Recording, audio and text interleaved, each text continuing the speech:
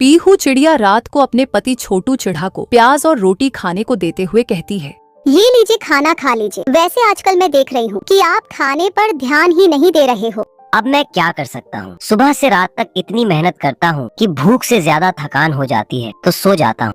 कोई बात नहीं, मैं समझती हूँ कि आप थक जाते हो, लेकिन आप अपनी सेहत पर ध्यान नहीं दोगे तो हमारा घर कैसे चलेगा। अच्छा ठीक है, मैं ध्यान रखूंगा। अब तो खाना दे दो। अगली सुबह छोटू चिड़ा खाना लेकर जल्दी से खेत जोतने के लिए चला जाता है। खेत के एक तरफ खेत का मालिक जिगर चील बैठा था, जिसके पीछे सेठ का पक्षी छाता लिए हुए था। छोटू चिड़ा को देखकर उसे अपने पास बुलाता है, कहता है, क्या बात है छोटू चिड़ा, आज पूरे 5 मिनट लेट आया तू। आखिरी बार बोल रहा हूँ, मुझे देर से आने वाले पक्षी बिल्कुल पसंद नहीं है। अगली बार ऐसा हुआ तो कोई और काम ढूंढ लेना। नहीं नहीं सेठ जी, मैं आगे से ध्यान रखूंगा। आप मुझे काम से मत निकालिए। ठीक है, अब यहाँ पर ज्यादा नाटक मत कर और जाकर काम कर। छोटू चिड़ा बहुत मेहनत करता है और फिर शाम होने के बाद अपने घर चला जाता है, जहाँ पीहू चिड़िया ने अपने पति के लिए खाना बनाया था। छोटू चिड़ा पंख पंजे धोकर खाना खाने बैठता है। दोनों पति पत्नी साथ में खाना खा रहे होते हैं। पीहू चिड़िया छोटू चिड़ा से बोलती है, सुनिए ना, आपको सेठ जिगर चील के खेतों में काम करते हुए कितना समय हो गया है। अब तो उन्हें बोलिए कि वो कुछ पैसे बढ़ा दे आपके। इतने कम पैसों में घर चलाना बहुत मुश्किल होता है। मैं समझ रहा हूँ पीहू कि मुझे काफी समय हो गया है सेठ जिगर चील के खेत में काम करते हुए। अब मुझे उनसे बात करनी चाहिए। अपनी पत्नी के समझाने पर छोटू चिड़ा अगली सुबह अपने सेठ जिगर चील के पास जाता है और अपने सेठ जिगर चील से कहता है, सेठ जी, मुझे ना आपसे कुछ जरूरी बात करनी है। अब तुझे भी बात करनी है, बोल क्या बात है। सेठ जी, वो मैं कह रहा था ना कि मैं आपके खेतों में बहुत समय से काम कर रहा हूँ। अगर आप कुछ पैसे बढ़ा देते तो आपकी बहुत बहुत मेहरबानी होती। हमें घर चलाने में बहुत दिक्कत का सामना करना पड़ता है। अरे भाई, एक तो तुझे मैंने काम पर रखा और अब तुझे पैसे बढ़वाने। अरे तू मेरी वजह से रोटी खा पा रहा है और अब तू मुझसे बहस करने के लिए खड़ा हो गया है यहाँ पर। जानता है ना, तुझे काम से निकाल सकता हूँ। नहीं नहीं सेठ जी, मैं आपसे बहस नहीं कर रहा। आप तो हमारे अन्नदाता हो, आपके कारण हमारे घर में चूल्हा जलता है। लेकिन मैं तो बस अपने हक के पैसे बढ़ाने की बात कर रहा हूँ। जा, नहीं बढ़ाता तेरे पैसे। बोल अब क्या करेगा? अपनी उस छोटी सी जमीन पर खेती करेगा। अरे बीज लाने के पैसे तो है नहीं तेरे पास। इतने पैसे तुझे मिल रहे हैं ना, उतने में खुश रह। हैदा पंजा मत फैला। सेठ जिगर चील की बात सुनकर छोटू चिड़ा बहुत निराश हो जाता है, घर आ जाता है। घर जाने के बाद छोटू चिड़ा को उदास देखकर पीहू चिड़िया कहती है, क्या हुआ जी, आपने सेठ जिगर चील से बात की, वो पैसे बढ़ाने के लिए मान गए ना। देखना, अब हम कुछ पैसे हमारे भविष्य के लिए भी जमा कर पाएंगे। ऐसा कुछ नहीं होगा पीहू, सेठ जिगर चील ने मना कर दिया पैसे बढ़ाने से। यहाँ तक वो हमारी गरीबी का मजाक उड़ा रहे थे और क्या कह रहे थे, क्या मैं अपनी छोटी सी जमीन पर खेती करूँगा। हाँ बिल्कुल, क्यों नहीं। सेठ जिगर चील ने बुराई में हमें कितनी अच्छी बात बता दी। क्या अच्छी बात है पीहू, तुम कहना क्या चाहती हो? अब आप सेठ जिगर चील की नौकरी छोड़ दो और अपने खेतों पर ही काम करो। तब तक आपके बदले मैं किसी के घर में काम कर लिया करूँगी और घर की जरूरतें मैं पूरी कर दूंगी। लेकिन तुम किसी और के घर में काम कैसे करोगी? बिल्कुल वैसे ही जैसे तुम अब तक सेठ जिगर चील के यहाँ काम कर रहे थे। देखो, अगर आज हम कोई बड़ा कदम नहीं उठाएंगे तो आगे चलकर भी कुछ नहीं कर पाएंगे। मैं आपका पूरा साथ दूंगी, आप बस अपनी जमीन पर ही मेहनत करना। देखना, हमारी मेहनत का फल हमें जरूर मिलेगा। छोटू चिड़ा सेठ जिगर चील की नौकरी छोड़ देता है और जो भी पैसे मिलते उससे अपनी जमीन पर खेती करना शुरू कर देता है। छोटू चिड़ा दिन रात बहुत मेहनत करता है और प्याज की फसल लगाता है। देखिए जी, हमारी मेहनत रंग लाने लगी है। देखो कितनी अच्छी फसल हुई है।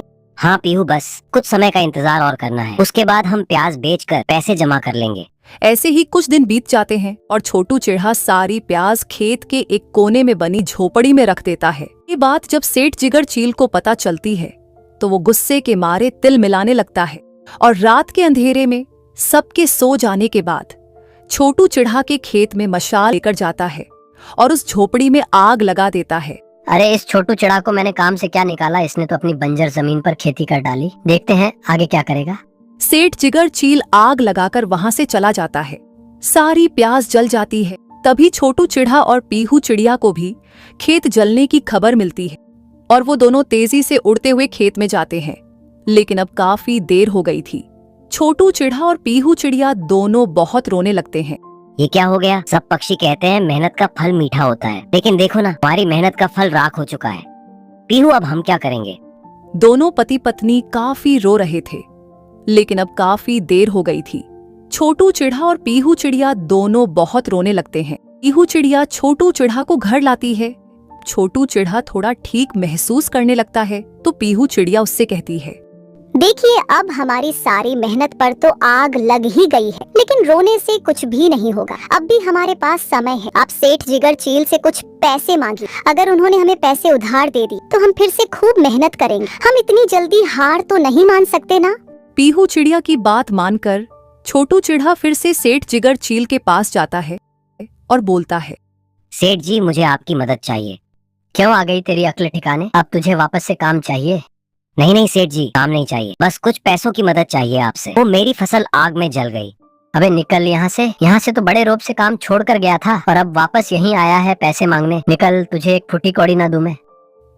सेठ की दुत्कार सुनकर छोटू चिढ़ा घर जाने लगता है। तभी रास्ते में उसे अपना खेत दिखता है। छोटू चिढ़ा वहां जाकर रोने लगता है। छोटू चिढ़ा को उस राख में से एक साबुत और सही सलामत प्याज दिखती है, जिसे देखकर छोटू चिढ़ा कहता है, तुम्हारा पूरा परिवार आग में जल के राख हो गया, बस तुम ही बचे हो मेरे पास। देखो तुम रो मत। छोटू चिढ़ा इधर उधर देखने लगता है। तुम इधर उधर कहाँ देख रहे हो? मैं तुम्हारे पंख में ही तो हूँ। मैंने तुम्हें इतनी धूप में कड़ी मेहनत करते हुए देखा है, और जब सब कुछ जल गया था तब भी तुम्हारे आंसू देखे थे। अब तुम निराश मत हो, तुम मुझे अपने खेत में लगाओ और देखना मेरे आसपास जल्दी ही बहुत सारी प्याज भी होने लग जाएगी। छोटू चिढ़ा उस जादुई प्याज की बात मानता है और जादुई प्याज को खेत में लगाता है। उस जादुई प्याज के आसपास अब नई प्याज भी आने लग गई थी। ये देखकर छोटू चिढ़ा को बहुत अच्छा लगता है। आपका बहुत बहुत धन्यवाद। मैं जल्दी से जाके अपनी पत्नी को बताता हूँ, वो बहुत खुश हो जाएगी। घर जाकर वो पीहू चिड़िया को सारी बात बताता है। ये तो बहुत अच्छी बात है। भगवान कभी हमारे साथ बुरा नहीं होने देंगे। अगली सुबह जब दोनों खेत जाते तो देखते हैं कि फसल पक चुकी है और अब वो भी सारी प्याज को निकालकर वही खेत के कोने में टोकरियों में भरकर रख देते हैं। अब हम कल ही इन सभी प्याजों को बेच देंगे। हमें नहीं पता पिछली बार कैसे आग लगी थी। पीहू चिड़िया और छोटू चिढ़ा की खुशी का कोई ठिकाना नहीं था। लेकिन फिर से जब ये बात सेठ जिगर चील को पता चलती है तो वो रात के समय मशाल लेकर फिर से खेत में पहुंच जाता है और आग लगा ही रहा होता है कि तभी जादुई प्याज कहता है, तुम ऐसा क्यों कर रहे हो? मुझे पता है पिछली बार भी तुमने ही आग लगाई थी। तुम्हारे पास तो किसी भी चीज की कोई कमी नहीं है। तुम पक्षी नहीं हो ना, इसलिए पक्षी की भावना नहीं समझ सकते। सेठ जिगर चील आग लगाने के लिए मशाल आगे करता है कि जादुई प्याज का आकार बहुत बड़ा हो जाता है और सेठ जिगर चील जमीन पर मशाल के साथ ही गिर जाता है और डर से चिल्लाने भी लगता है। पीहू चिड़िया और छोटू चिढ़ा आवाज सुनकर तुरंत वहां पहुंच जाते हैं। जमीन पर सेठ जिगर चील को मशाल के साथ पड़ा देखकर दोनों हैरान हो जाते हैं। सेठ जी, आप यहाँ क्या कर रहे हो? और ये मशाल, इसका मतलब हमारे खेत में जो आग लगी थी वो आपने लगाई थी। हाँ, और यह आज भी सब जलाने ही आया था। आज तो मैं इसका हिसाब चुकता कर ही देता हूँ। छोटू चिढ़ा जादुई प्याज को शांत करवाता है।